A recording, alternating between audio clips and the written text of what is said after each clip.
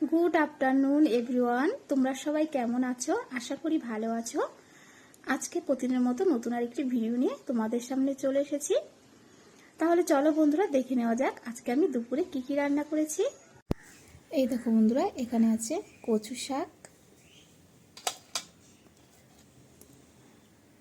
এটা হচ্ছে পুঁই শাক ভাজা,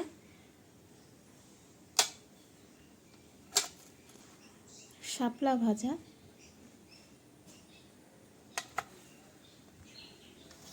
আলু আর সয়াবিনের তরকারি,